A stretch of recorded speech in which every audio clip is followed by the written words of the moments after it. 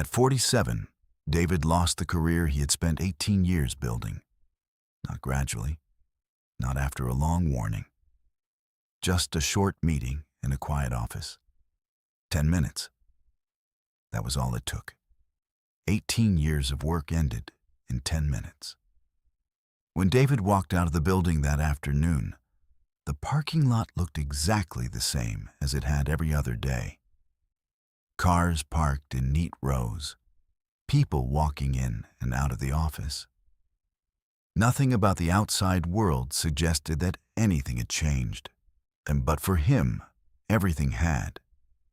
2 years earlier, his life had felt completely different. At 45, David believed he had finally reached the point every man works toward. Stability, the kind that comes after years of hard work, the kind that makes you believe the difficult years are finally behind you. He wasn't wealthy, but the paycheck arrived every month. The job title looked respectable, and after nearly 2 decades in the same company, his position felt secure. Friends sometimes said he was lucky. Most people never find something that stable. David believed it too. Every morning he drove the same road to work, sat at the same desk, solved the same problems he had been solving for years. Routine can be comforting. It slowly convinces you that tomorrow will look exactly like today. And when life feels predictable long enough, you stop looking for signs that things might be changing. But the truth David would eventually learn was simple. Where the warning signs had been there, long before that 10-minute meeting, long before the envelope he carried out of the building.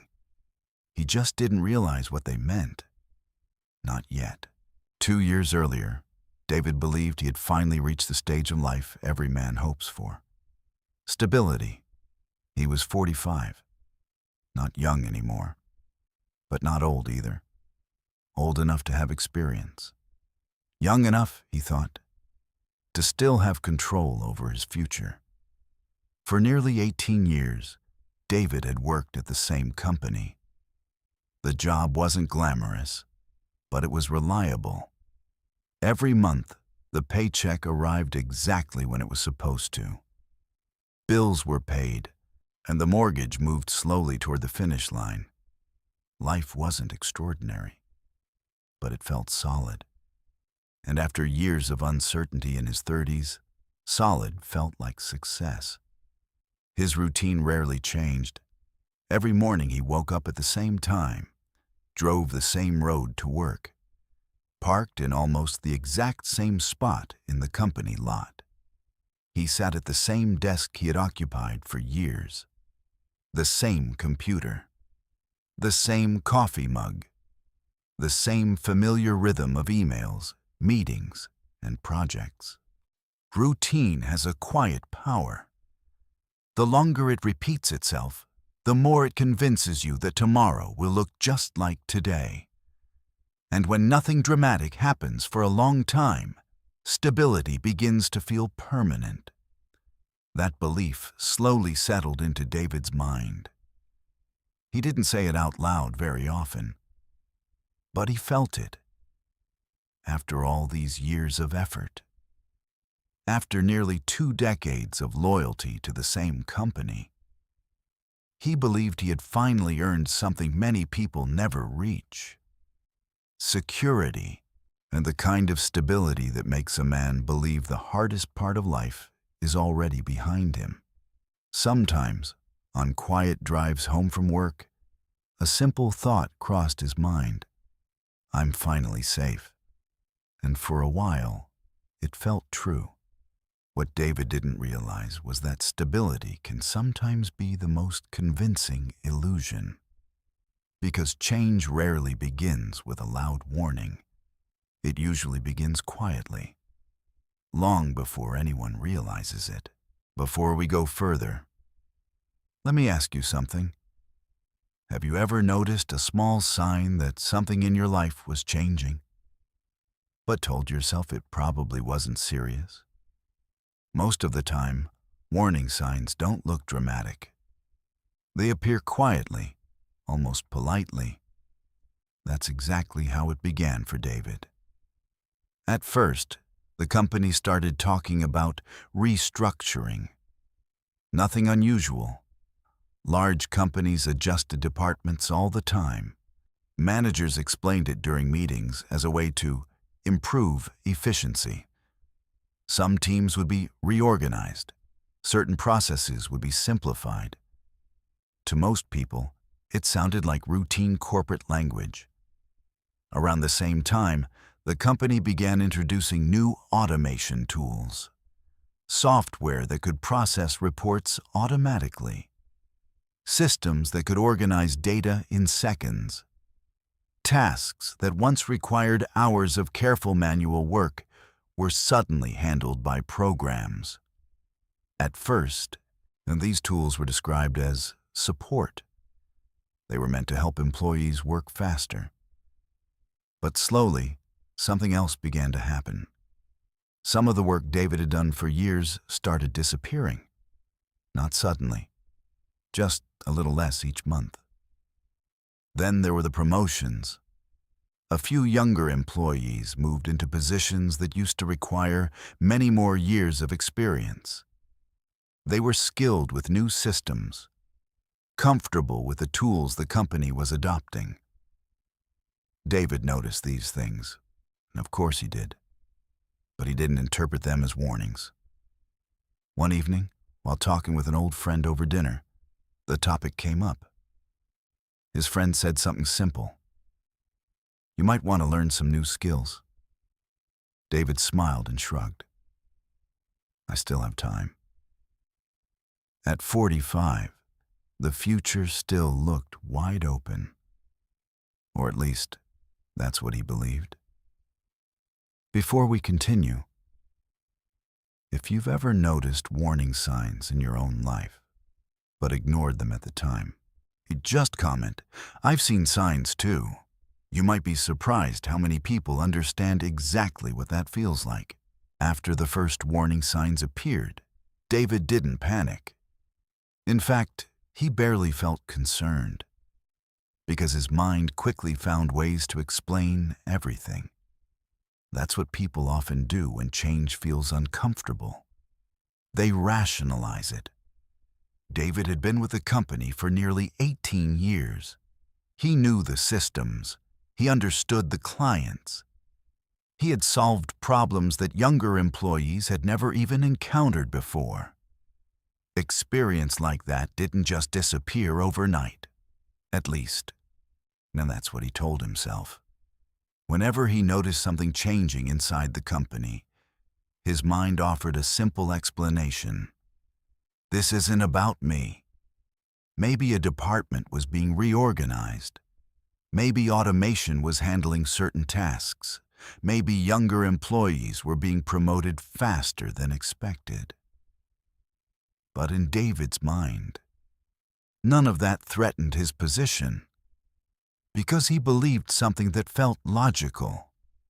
The company still needed experienced people. After all, businesses didn't run on technology alone. They needed people who understood the bigger picture. People who had been there long enough to see how things worked. And David had 15 years of that kind of knowledge. More, actually. So every time doubt appeared, he reassured himself. This is temporary. Corporate changes came and went all the time. New systems were introduced. Old processes were replaced. But eventually, things always settled down again. That's how it had always worked in the past. What David didn't realize was that comfort can quietly reshape the way we interpret reality. When life feels stable long enough, the mind starts protecting that stability. It filters information. It softens warning signs. It turns uncertainty into harmless explanations.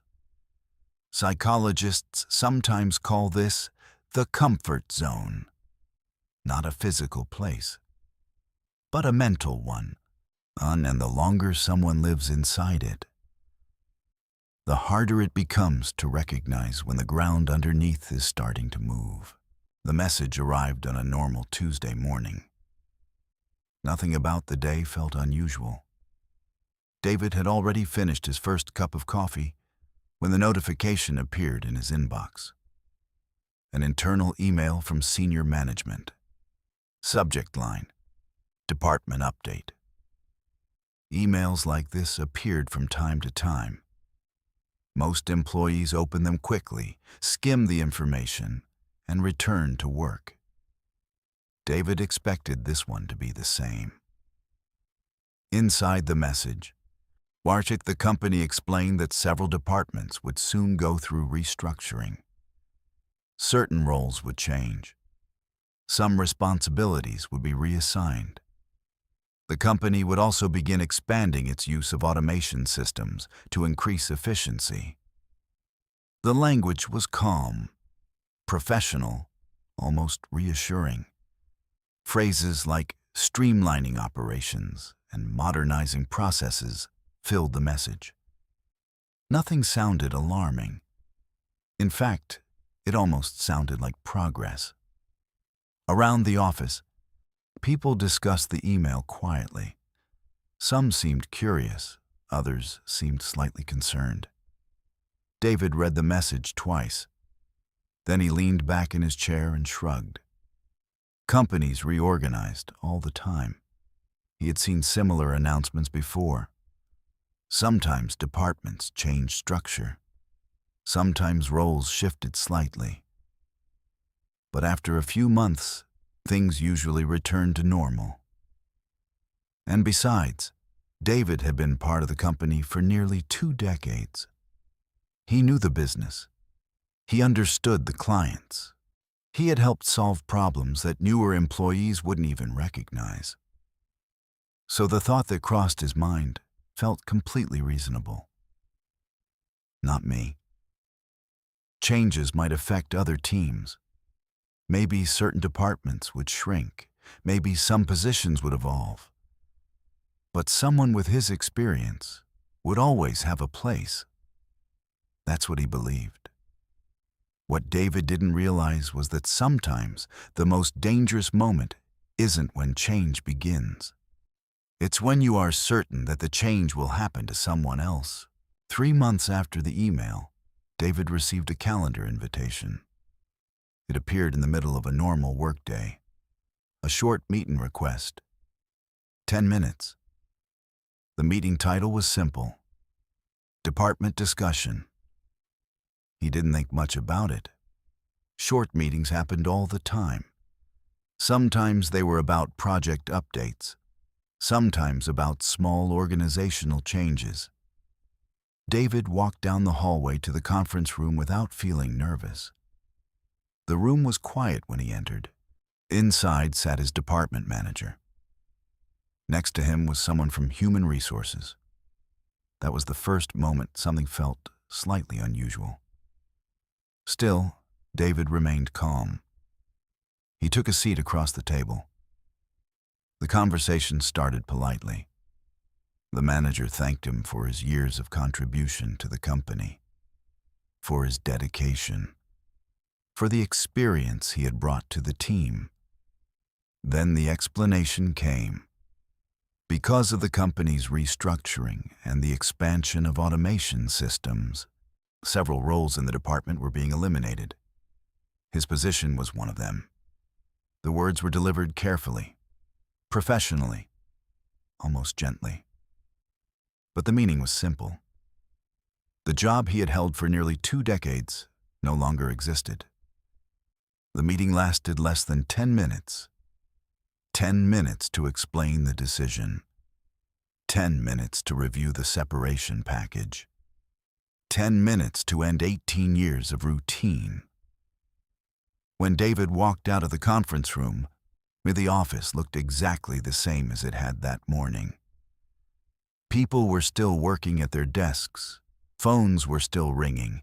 Emails were still being sent. But the life he had built inside that building had just disappeared. 18 years, gone in 10 minutes. At first, the situation didn't feel real. When David left the office that afternoon, part of him still believed things would somehow return to normal. Maybe the company would change its mind. Maybe another position would open.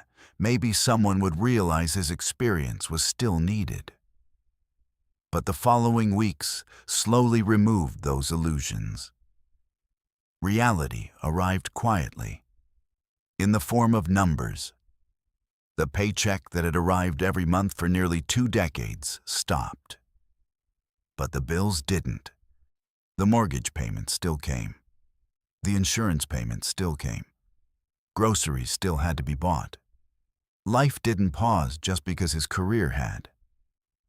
At first, David relied on savings. That's what savings were for. Months like this. But watching those numbers slowly shrink created a different kind of pressure. Not panic, at least not yet, but a growing awareness that time mattered. So David began looking for new opportunities, updating his resume, sending applications, and reaching out to old contacts. That's when he discovered something he hadn't fully expected. The job market had changed. Many companies were now looking for different skills: digital systems, automation tools, software he had never needed to learn during his previous job. Younger candidates seemed comfortable with these systems. They spoke a different professional language.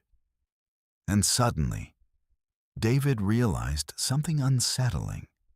18 years of experience didn't automatically translate into opportunity anymore. The world had moved forward while he had been standing still. And rebuilding a career at 47 felt very different than starting one at 27. If you're over 40 and still learning new skills, adapting and trying to grow, just comment, "Still learning," because that mindset might be more valuable now than ever before. For a while, David focused only on the practical problems: updating his resume, searching job listings, sending applications, talking to recruiters. Those tasks kept him busy. They gave him something to do during the day. But slowly, another feeling began to appear. Something harder to explain. It happened during small, ordinary moments. When someone casually asked, "So, what do you do?" For nearly 20 years, that question had always been easy to answer. David would say the name of the company, his job title, his department. Those words had defined him for most of his adult life. But now, the answer felt unclear. The job was gone. The routine was gone. Even the structure of his days had changed. And with it, something deeper started to shake. Because for many people, work becomes more than a way to earn money. Over time, it becomes part of identity. It tells the world who you are, where you belong, what role you play in the system. For 18 years, David's identity had been simple. He was the reliable employee, the experienced professional, the man who understood how things worked. But without that role, something unexpected appeared, a question he had never needed to ask before. Who am I now? Not the version defined by a company, not the version shaped by a job title. Just him. And for the first time in decades, the answer wasn't obvious. Losing a career can create financial pressure, but the deeper challenge often appears somewhere else, in the quiet space where identity used to live. And rebuilding that identity can be one of the hardest transitions a person faces in midlife. In the weeks after losing his job, David had more quiet time than he had experienced in years. No morning rush, no daily commute, no constant stream of meetings and deadlines. At first, the silence felt uncomfortable, but slowly, it created space for something else. Reflection. David began replaying the past few years in his mind. Small moments started returning, conversations he had forgotten, meetings he had barely paid attention to. Details that once seemed unimportant. Now they looked different. He remembered the first time the company mentioned automation. At the time, it sounded like a helpful tool, something that would make everyone's work easier. He remembered younger employees being promoted faster than expected. Back then, he assumed the company was simply trying new leadership styles. He remembered his friend's advice during dinner. You should learn some new skills. David had laughed and said he still had time. Oh, none of those moments had felt dangerous. Each one seemed small, harmless. But now, looking back, they formed a pattern. The signs had always been there, not hidden, just easy to ignore. That's the strange thing about comfort. When life feels stable long enough, the mind stops scanning for danger. It begins assuming the future will behave like the past. But change rarely announces itself loudly. It usually arrives quietly, through small shifts. New systems, new expectations, new skills that slowly become necessary. And if someone waits too long to notice those signals, the realization often arrives later. Not when the signs appear, but when the consequences finally do. For David, that realization came only after everything he thought was permanent had already disappeared.